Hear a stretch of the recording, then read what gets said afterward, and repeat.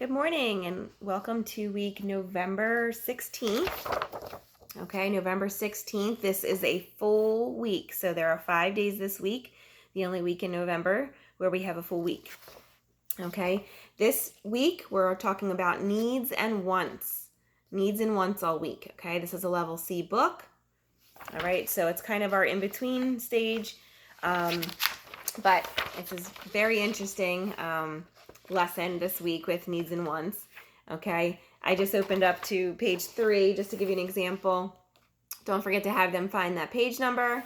Okay, people buy candy. People do not need candy to survive. People want to buy candy.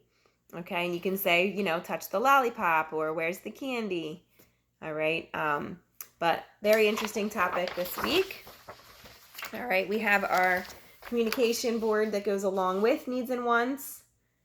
Okay, but our next page, I don't want you to get confused because this is another communication board, but this one is titled past and present. Okay, this kind of goes with, see how this is needs and wants, and this is past and present. Past and present goes with this little webbing, but if you wanted to talk about past and present with your child, okay, a little bit more difficult to understand, but it goes with this sorting activity. Okay, so you can cut out these pictures ahead of time. All right, wagon and car. So in the past, they used a wagon. Wagon has wheels. What else has wheels? And hold up a car and a flashlight. Okay, and try and just, make things work like that rather than past present. It's going to be a lot more difficult. All right, same thing like this. This was an old hat. All right, and then maybe hold up 2 pictures and say, find hat. Okay, this was a hat they put on their head in the past. This is a hat we put on our head in the present. Okay, so just some simple ways that you can do that. Sorting activity with your child. And I have to apologize because this week things definitely got out of order in the copying process, and I apologize. Next, we have our counting 1 to 5 with our numbers at the bottom. All right. The next one, 6 to 10. All right. And then we have our dollars, starting to talk about dollars.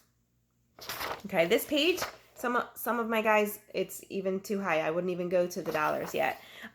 Maybe we're still on 1 through 5, and that's fine. Everybody's different, but I just like to include everything so that everything that I'm sending home, for my whole class, because sometimes you need more activities. Sometimes it's too much. We don't expect you to do it all. The goal is just to try and get them to, your goal is to try and get them, you try and fade the prompt level that you're using with your child. Okay, so where in the beginning, you're really doing everything hand over hand, and the goal is to slowly fade those prompts, no matter what you're doing with them. Because we don't want them to become too prompt dependent, even say in the bathroom. Okay, if you have to go in the bathroom and tell them, pull up your pants, get soap, they're starting to use those verbal prompts to help them get through the process of washing hands. All right, so after the verbal prompt, then you can fade away to just pointing. And then once they're done, after you do pointing, then you just want to let them do it independently. So it's very difficult as parents to let our children do that because you don't want them to miss a step, but it's very important that they learn to do it independently. Okay, the next thing, we have a big giant rectangle, okay, and then we have some squares on the next page. So practice cutting with your child, some fine motor work this week. Have them cut out all these 8 squares, and then you can have them build a rectangle with those squares. So they're just putting it on. If you have construction paper at home, and you can trace the rectangle and have them put these squares on that, that's also okay. But I just wanted to make sure you had both of those patterns. The next thing is my past, my present, and my future. So in this is kind of similar to our journal writing. If you want to add a picture, great. If you don't want to, don't worry about it. But our last page are some things that you can use for it. okay, and it says, I was born on, and then you can give them 2 choices to choose between the months. Let's say September 20th. So have them choose between September and October. Put it on there, and then you can finish filling it in. All right, but it's a cute little activity. Next is their spelling list number 4. Okay, we're talking about the IEP word family this week, but really practice tracing. Okay, everything has an IP in it, so maybe you just go through and trace the I's and the P's, or an I. All right, whatever your child needs to do. If your child is great at tracing, have them trace everything. Okay, next we have some first letter sorts. Okay, so we have a W. If I can open this. A W and a K sort this week.